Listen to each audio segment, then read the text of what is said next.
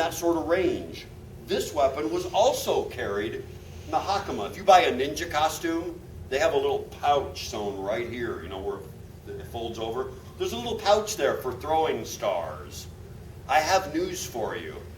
If you take a 5-inch diameter razor sharp piece of steel and put it right here and try to do cartwheels, somersaults, a sit-up, you have perforated yourself. This is not where they carried them. That hakama, the divided ape skirt, had a flap on the back that was stiffened reinforced fabric. What you did is you cut a slit in the top of it, and you put this inside because it would rest there, and because it was stiffened fabric, you didn't stab yourself with it. And again, in a life or death situation, bad guy comes flying at you. You don't want to reach forwards to draw your sword or go, no, because they'll grab onto your arms. So what you do is you reach behind you and go, no! Yay! Because that will distract him. Man was wearing armor. You throw like an anime commentator. I was going to say, you throw like a girl, but my wife's much more dangerous than that. She's not accurate, but she's enthusiastic. Meaning if she threw that at me at point blank range, that girl back there is going to get hit. You've seen that. Whoa! Yeah. Bowling is dangerous too. It's fun though. You would think she's bowling overhand because it'll stick to her thumb. So when she goes to throw the ball, it will go up and bounce. We almost got kicked out of the bowling alley in West Liberty, Iowa, because they kept hearing her boom, boom, because that's hard on the leg. Anyway, it has very little to do with ninja weapons of death, but it is why I demonstrate all these weapons and she doesn't. Because if they're projectile weapons or flexible, she's a menace to society. Menace to myself. These weapons were actually really popular for carrying for self-defense to serve as distractions. The bad part about it is they've taken on a life of their own as these ultimate killing weapons and mythology. And the biggest one is that these were coated with poison. The most deadly toxins known to man.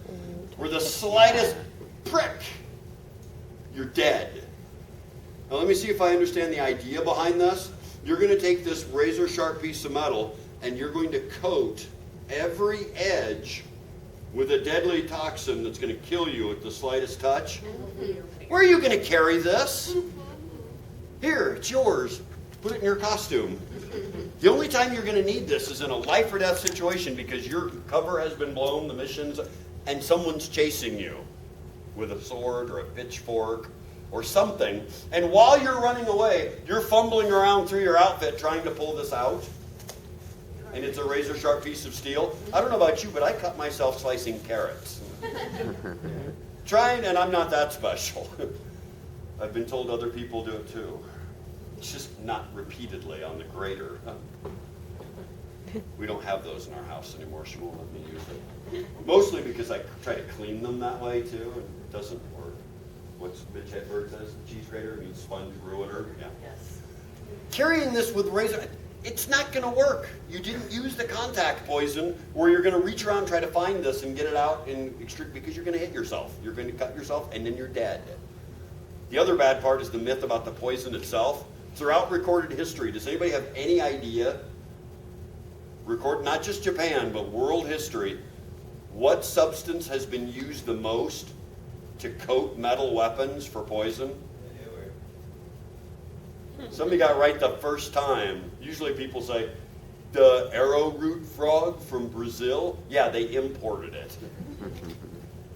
Poop. Do you know why? Because when it gets into a wound, it turns septic. It's bad for you. But here's your throwing star. You carry it. It's coated in poop. Can you see you're on your ninja mission? You're breaking into the guy's house. You're hanging upside down from the rafters, waiting for hours.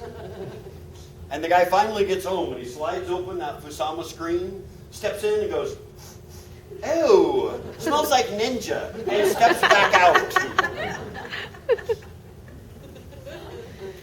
Hi. How are you? Why'd you get that there? She caught it. That's the only time you're not supposed to catch things. We play ninja dodgeball for our kids' summer camps. It's like dodgeball, but with throwing stars.